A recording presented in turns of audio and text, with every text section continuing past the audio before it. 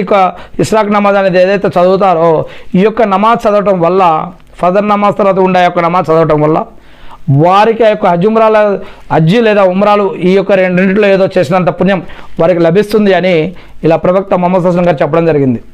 ఇస్లాం అనేది చాలా ఈజీ.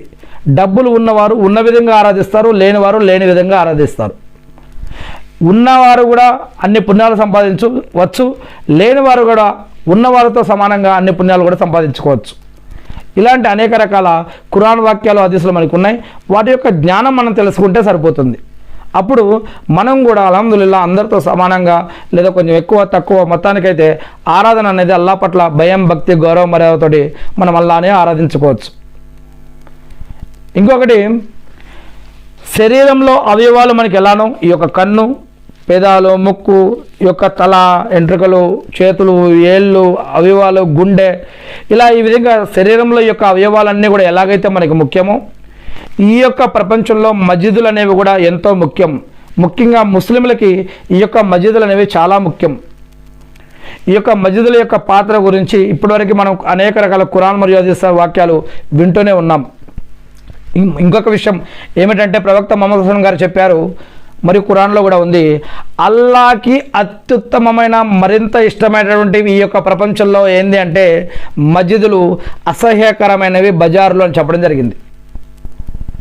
అల్లాహకి అసహ్యకరమైనవి ఈ యొక్క ప్రపంచంలో బజార్లు, మరియు అసహ్యకరమైనవి అంటే అక్కడ ఎన్నో పాపకార్యాలకి దారితీసేటటువంటి సంఘటనలు జరుగుతాయి.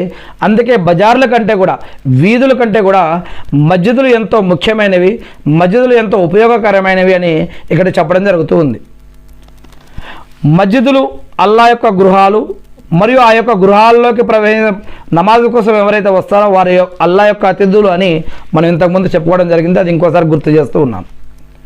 మరియు హిజ్రత్ కంటే ముందు, హిజ్రత్ చేసిన తర్వాత ప్రవక్త ముహమ్మద్ సల్లల్లాహు అలైహి వసల్లం గారు తన యొక్క ఇంటి నిర్మాణం కంటే మస్జిద్ నిర్మాణం చేశారు అని కూడా చెప్పుకోవడం జరిగింది.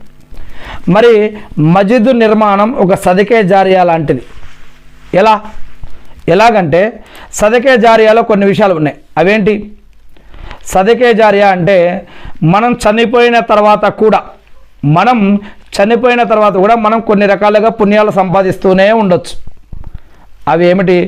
దానికంటే ముందుగా మనం ఇంకొక హదీస్ తెలుసుకోవాలి. అదేమిటి అంటే ప్రవక్త ముహమ్మద్ సల్లల్లాహు అలైహి వసల్లం గారు చెప్పారు, మనం బ్రతికి ఉండంగా మనం తిన్నది మనది, మనం ఖర్చు పెట్టింది మనది, మనం పంచిపెట్టింది మనది, మనం దాచిపెట్టింది మంది కాదు.